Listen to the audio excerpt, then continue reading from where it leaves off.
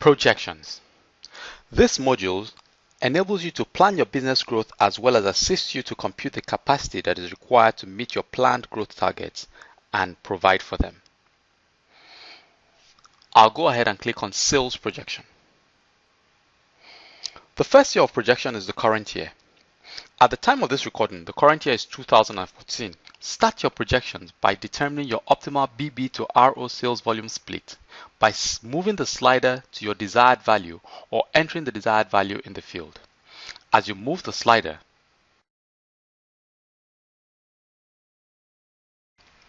notice that the RO and BB split adjust accordingly to reflect your desired RO sales target. You can also come in here and say, I want to do 65% RO, and when you click, whatever you do not click enter. When you enter 65, the figures are automatically adjusted such that for every brand, 65% of the total growth of the total planned volumes will be dedicated to RO and 35% will be dedicated to BB.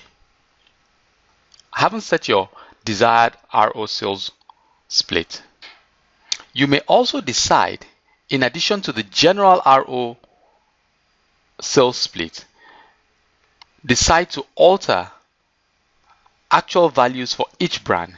So even though you can generally set a target for all brands, you may come into individual brands and decide or change those particular ratios to reflect your own understanding or peculiarity of the environment you operate in for that specific brand. Based on the figures that you entered in the preceding records module, these figures form the basis upon which your growth rate is calculated. However, this growth rate is merely a guide and is not sacrosanct, and you can choose to adjust the growth rates to reflect your own understanding of the environment you operate in and your projections more realistically.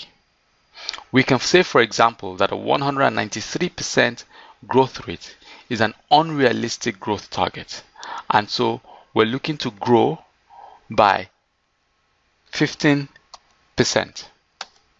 Having adjusted that, you'll notice that 15% relative to 2.21 million units, which is the most recent value, is actually 2.54 million units.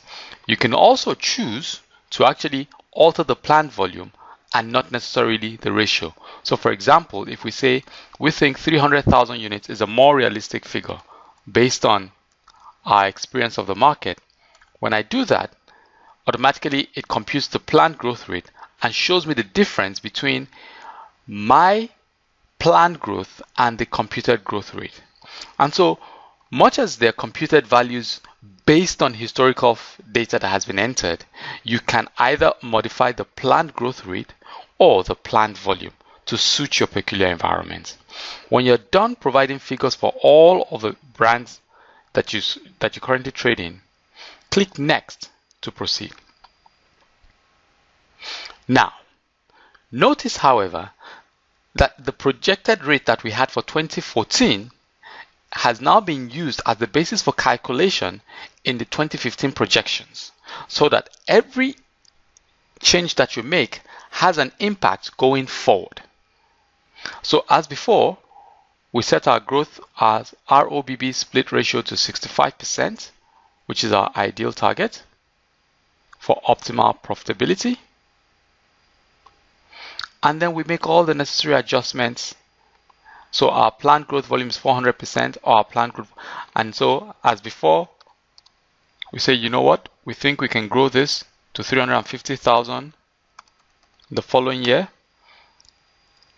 And by so doing, we have modified our planned growth rate. And so when we're done, we can move to next. And we do the same. Notice that the two figures that we used earlier have now formed the basis for our computations.